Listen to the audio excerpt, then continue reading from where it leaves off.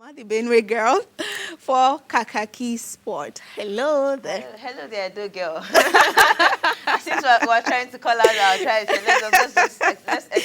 let's show the beauty in our diversity. Yes, Benny girl, Edo girl. sincerely, maybe Anya at this point, but Rivers United, that's a good one. But maybe Team Nigeria that had a Yes. perfect finish Yes. during the weekend. Yeah, I mean, it was quite an impressive one. 30 medals in all, as against 11 medals they had in their previous outing, talking about the Islamic Solidarity Games. So I think it's a move in the right direction and perhaps hope for the future, precisely with the Commonwealth in the picture. That's so cherry. Yes, indeed. Kudos to the National Sports Commission for that one. Absolutely. Right, indeed. Good morning and welcome to Kakaki Sports. I'm Simbi Shimade, Benue girl, like Rena likes to say. But yeah, it's good to be here this beautiful Monday morning. And so much to look forward to. Mixed feelings over the weekend. And we'll be getting into all that this morning. But before we go, let's quickly tell you that Team Nigeria ended the 6th Islamic Solidarity Games in Riyadh, Saudi Arabia on a high, as athletes head home with an impressive 30 medals, marking an outstanding note for Nigeria's sport. Nigeria grabbed a total of 11 gold medals, 12 silver and 7 bronze, to record Nigeria's best performance in the history of the Solidarity Games.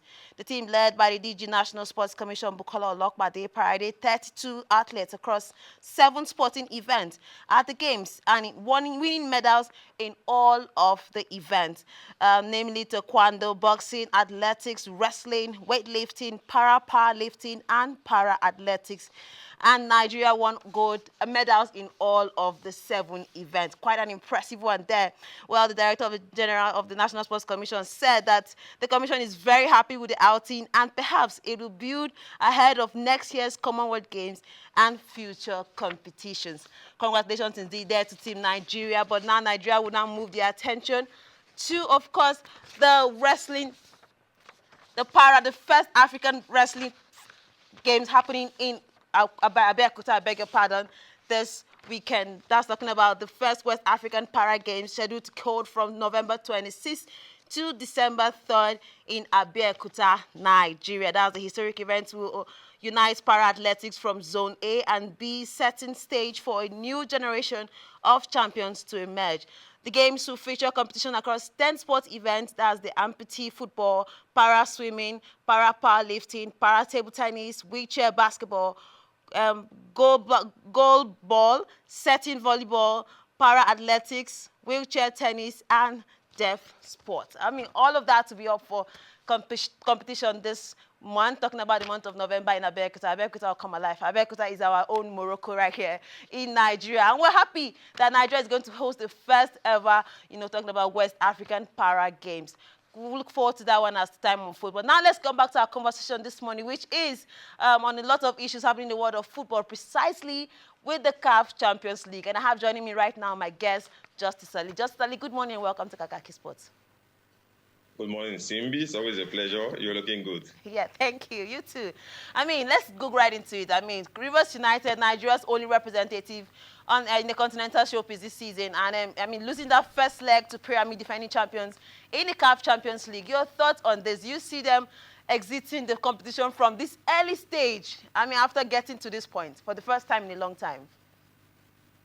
Well, you've said it all. They came up against the defending champions. And of course, I always say this, that when you're coming up against a Northern African side, you have to be very well prepared. The Northerners, the Northerners in Africa are the epitome of how club football should be run. And that is why they've dominated the CAF competitions over the years.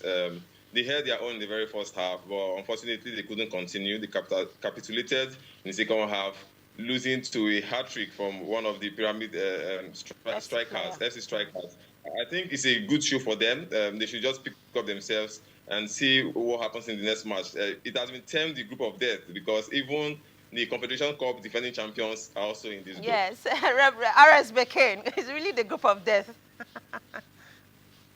Yes, indeed. I mean, RS Bekane is in that group as well. Now, their first game is against Pyramid. The second one will be against RS Bekane. We hope, hopefully, in Uyo. The second leg of the game will be in Uyo. Hopefully, like you said, they will pick points from there. They will pick themselves together and begin to get points, perhaps to move to the next level. But now, sad one there for Rivers United. But again, fingers crossed. Let's not give our hope out. But let's move away now from that to, of course, to the Nigerian Premier League. So matches went down during the weekend in the Nigerian Premier League.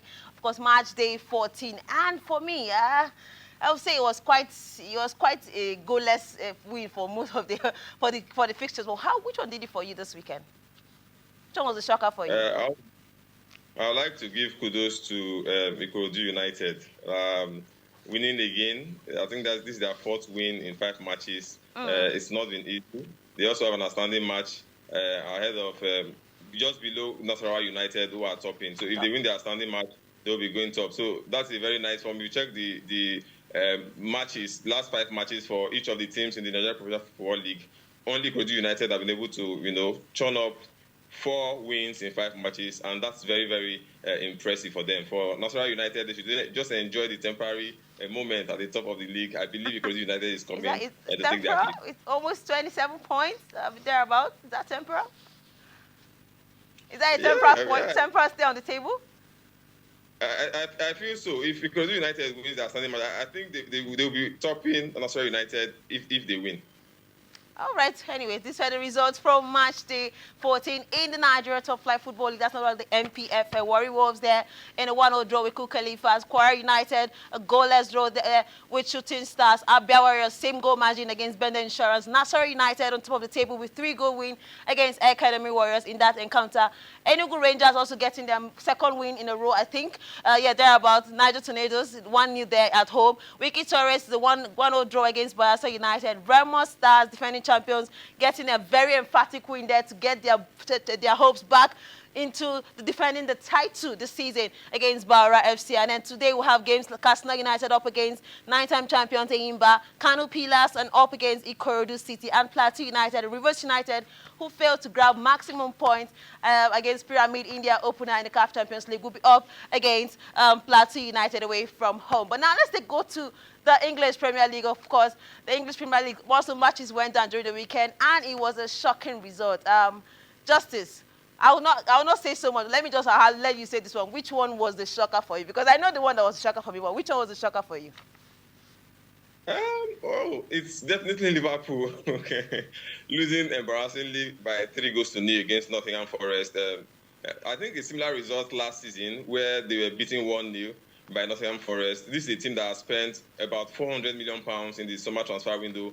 They won the league. They didn't just stop there. They went ahead to invest in the team, bringing in Ekitike, Isak, Kekes, and Wids from the German Bundesliga. So one would have expected that with all of those spendings, Liverpool will go ahead, to assert their dominance in the English Premier League. Well, that is not happening right now. And Slot looks very lost with regards to the way he's managing the team. I feel some players are disgruntled in that Liverpool team. Mohamed Salah, Isak, the synergy is just not there. Yeah. I just feel at this point the players are trying to get the manager out, and the more Liverpool delay making that decision, I think the more they will pay for it, because they just have to act now that the season is still very fresh. Indeed. For Liverpool, losing 3 against Nottingham Forest is unacceptable. Yeah, that was a shocker for most people, I believe, because, 3-0 at home against Nottingham Forest. Everybody was shocked. But then talking about Arsenal, do you think quickly this is Arsenal season, looking at how informed they have been in the last 5 matches? It is usually said that you can't deny an idea whose time has come. They've been called the broadcast FC over the years. Everybody feels same old Arsenal. Even former footballers and pundits in England used to make them a laughing stock. I think at this point, Arsenal looks very formidable. The squad depth is insane. And I just tip them. I think they will go all the way to win the league, especially now that City and Liverpool are just slacking behind. All right. Thank you so much, Justice Ali. That's a good place to drop the conversation. Thank you so much for waking up this early to be a part of the show this morning. I really do appreciate your time. It's always a pleasure, Simbi. All right. Indeed. That's our package on KAKAKI Sport this beautiful Monday morning. Stay tuned because KAKAKI continues.